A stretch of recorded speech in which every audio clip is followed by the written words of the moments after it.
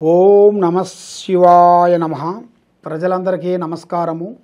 2025 July మాసం తులరాశి ఫలితాలు. ఈ తులరాశిలో ఉండవలసిన వాళ్ళందరికీ అదృష్ట జాతకం ఎలా ఉంది, గృహ జాతకం ఎలా ఉంది, ఉద్యోగ లక్షణం ఎలా ఉంది, సంతాన లక్షణం ఎలా ఉంది, మరి ప్రేమ సమస్య ఎలా ఉంది అనేది ఈ తులరాశి ఫలంలో ఎలా ఉందో అనేది ఇప్పుడు తెలుసుకోబోతున్నాం. జీవితము, స్థానము, ప్రయోగము, యోగము, నక్షత్రము, స్థానబలం. స్థానబలం అనగా ఇల్లు కట్టుకోవటం. అంటే ఎన్నో రోజుల నుంచి రెంట్ ఇంట్లో ఉంటూ ఎన్నో రోజుల నుంచి కష్టపడుతూ ఎన్నో రోజుల నుంచి ఇబ్బంది అయిపోయి ఇప్పుడు వాళ్ళ మనసులో అనుకున్న కోరికలు నెరవేరే టైం వచ్చేసింది. ఎన్నో రోజుల నుంచి ఒక ఇల్లు కట్టుకోవాలి, ఒక ఇల్లు తీసుకోవాలి అన్న ఒక కోరిక ఫలించే టైం వచ్చింది. మరి ఈ తులరాశి వాళ్ళకి స్థానం అనేది పూర్తి కావాల్సిన యోగం అనేది అతి దగ్గరలోనే కనబడుతుంది. మరి పెళ్ళిళ్ళు, పెళ్లి సంబంధాలు మంచి విజయంగా కనబడుతున్నాయి. దాంట్లో ఎలాంటి ఇబ్బందులు అనేదేం లేదు.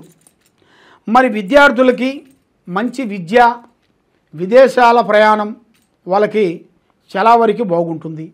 మరి విద్యారంగంలో కూడా ఇక్కడ కానీ విదేశాల్లో కానీ ఎక్కడైనా కానీ వాళ్ళు మంచి విద్య సాధిస్తారు. మరి విదేశాల్లో ఉండవలసిన వాళ్ళు కూడా వాళ్ళకు కూడా మంచి విద్య వర్తిస్తుంది. మరి పెండింగ్ పనులు, ఎన్నో రోజుల నుంచి ఆగిపోయిన పనులు చేతికాడకు వచ్చి ఆగిపోయినాయి. ఇస్తానన్న వాళ్ళు ఇవ్వకోకుండా పోవటం, సాకారం చేస్తానని చెప్పి వాళ్ళు కొంచెం బ్రేక్ కావటం, కొంతమంది ఉద్యోగం ఇప్పిస్తానని చెప్పి అది కూడా దగ్గరకు వచ్చి ఆగిపోవటం.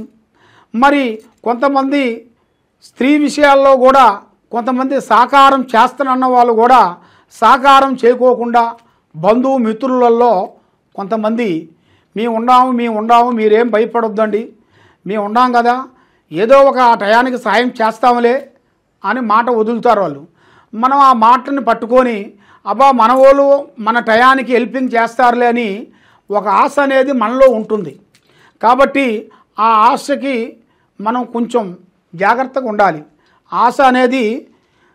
ఆశ ఉండాలి, అతిగా ఆశ ఉండకూడదు. ఆశను బట్టి మనం పాలు కావాలి. మరి ముఖ్యంగా ఆరోగ్య సమస్యలు కొన్ని కనబడుతున్నాయి. ఆరోగ్య సమస్యల వల్ల కొంత జాగ్రత్త పడాలి. మరి ఉద్యోగస్తులకి ఉద్యోగ ప్రయత్నాలు చాలా వరకు అద్భుతంగా కనబడుతున్నాయి. ఈ నెల 15వ తారీఖు నుంచి మంచి ఉద్యోగ విశేషాలలో మీరు ఏది అనుకుంటున్నారో ఆ ఉద్యోగాలు మీరు తప్పకుండా పూర్తి చేయాల్సిన యోగం అనేది మీకు కనబడుతుంది. మరి కొత్త పెట్టుబడులు మీరు కొన్ని పెట్టి కొంత బిజినెస్ కానీ కొంత పనులు కానీ చేయాలనుకుంటున్నారు.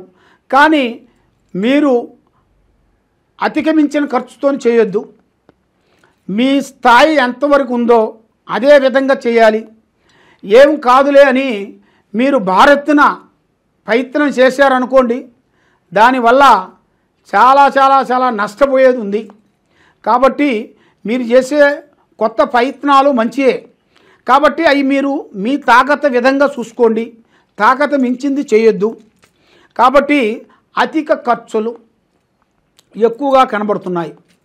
అధిక ఖర్చుల వల్ల చాలా వరకు కొంత ఇబ్బందులు అయ్యే మార్గాలు ఉన్నాయి. మరి ఇప్పుడు మీకు ఖర్చు ఇప్పుడు తగ్గించుకునేట్టుకైతే మీ ఫ్యూచర్లో వచ్చేసి గొప్పవాళ్ళు అవుతారు, ధనవంతులు అవుతారు, అభివృద్ధిగా వచ్చే మార్గాలు కూడా కొన్ని ఉన్నాయి. కాబట్టి మరి ఈ ఖర్చుని మీరు చాలా వరకు తగ్గించుకొని ఎక్కడ ఏ పని చేసుకోవాలనేది మీరు ప్లానింగ్ ప్రకారంగా పోయినట్టుగైతే మీకు అన్ని విధానాలుగా విజయవంతమయ్యే మార్గాలు కూడా కొన్ని కనబడుతున్నాయి. మరి మీకు శత్రువులతో విజయం, మీకు శత్రువుల వలన మిత్రులుగా మారే మార్గాలు కూడా కొన్ని కనబడుతున్నాయి.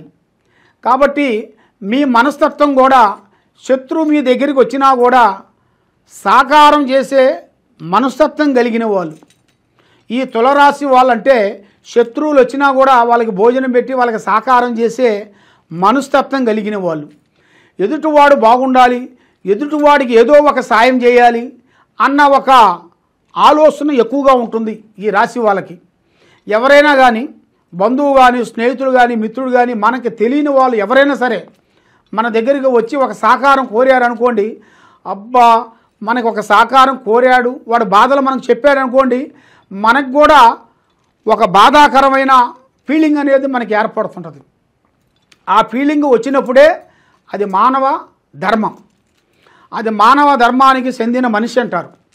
కాబట్టి ఆ ఫీలింగు మన దగ్గర ఎదుటివాడు బాధలు చెప్పేటప్పుడు ఆ ఫీలింగే లేనివాడు అది మనిషి జన్మే కాదు.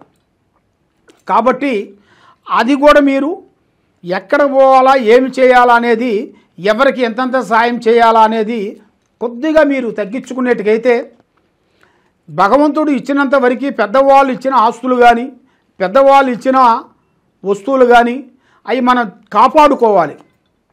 అవి కాపాడకుండా మన స్వార్థం ప్రకారంగా అది అందరికీ ఇచ్చుకుంటూ పోతే మీ పని అధోగతే పాలు కనబడుతుంది.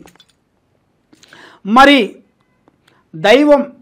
దైవం మీద నమ్మకం లేని వాళ్ళు కూడా ఆ భగవంతుడు నమ్మకం అనేది మీకు కలిగే సిచ్యువేషన్లు కొన్ని కనబడుతున్నాయి. కాబట్టి మరి ఆ నమ్మకం అనేది మీకు ఎక్కువగా మీకు ఉండాలంటే మీరు దైవ అనుగ్రహాన్ని పొందాలి. దైవ అనుగ్రహాన్ని పొందాలంటే మనం ఎప్పుడు పడితే అప్పుడు చేసేది కాదు. దానికి ఒక టైము, ముహూర్తము, వేళ విశేషం అనేది ఉంటుంది. అదేవిధంగా మరి ఆ వేళ విశేషాన్ని బట్టి, ఆ టయాన్ని బట్టి మీరు నడవాలి. మరి మీ జాతక యోగంలో చూసుకుంటే తీర్థయాత్రలు కూడా వెళ్ళాల్సిన యోగం కూడా మీ జాతక యోగంలో చాలా వరకు కనబడుతుంది. మరి మీకు జాతక యోగంలో చూసుకుంటే విందు వినోదాలు చాలా వరకు బాగుంది, వెళ్తారు. శుభ కార్యక్రమాలు, శుభ పనులు విజయవంతమయ్యే మార్గాలు కొన్ని కనబడుతున్నాయి. కాబట్టి మీకు మేనుగా బంగారం అదృష్ట యోగం అంటారు. మీకు బంగారం దొరికే ప్రాప్తి కనబడుతుంది. ఒక స్త్రీ నుంచి అదృష్ట యోగం అనేది మీకు పట్టబోతుంది. కాబట్టి మీరు ఏ కార్యక్రమైనా కానీ, ఏ పని అయినా కానీ పెద్దవాళ్ళ ఆశీర్వాదం ఇంపార్టెంటు. కాబట్టి మీరు ఏ గుడికి వెళ్ళినా, ఎక్కడికి పోయినా కూడా మీరు పోయే పనులు ఎవరికి చెప్పి చేయొద్దండి. పార్ట్నర్షిప్ అనేది ఎక్కువగా ఉండకూడదు. ఏదైనా సరే లిమిట్ ఉండాలి. లిమిట్ మించి పోయారనుకోండి చాలా వరకు ప్రమాదంలో పడే మార్గాలు కొన్ని కనబడుతున్నాయి. కాబట్టి మీరు చేయాల్సింది దుర్గా అమ్మవారిని పూజించాలి. శ్రీ కనక దుర్గా అమ్మవారిని పూజించాలి. ఆ అమ్మవారు ఆరాధన మీరు చదవాలి. ఆ అమ్మవారు ఆరాధన మీరు చదివినట్టుగైతే ఆ అమ్మవారు లలిత సహస్రనామం ఆ అమ్మవారిది మీరు చదివినట్టుగైతే మీకు చాలా వరకు మనశ్శాంతి, లక్ష్మీ శాంతి, గృహశాంతి ఉంటుంది. కాబట్టి మరి మీరు ఎక్కడెక్కడో వెళ్ళి జ్యోతిష్యం చెప్పించుకొని ఇబ్బంది పాలైపోయి బాధపడుతూ ఉన్నారా? తప్పకుండా ఈ కింద ఉండాల్సిన నెంబర్కి సంప్రదించినట్టుగైతే మీ పేరుని బట్టి, సమయాన్ని బట్టి మీ ఇంట్లో ఏముంది, బయట ఏముంది, ఏమేమి జరుగుతుంది, ఎలాంటి సమస్యలు ఉన్నాయా అనేది మేము చూసి చెప్పగలుగుతాము.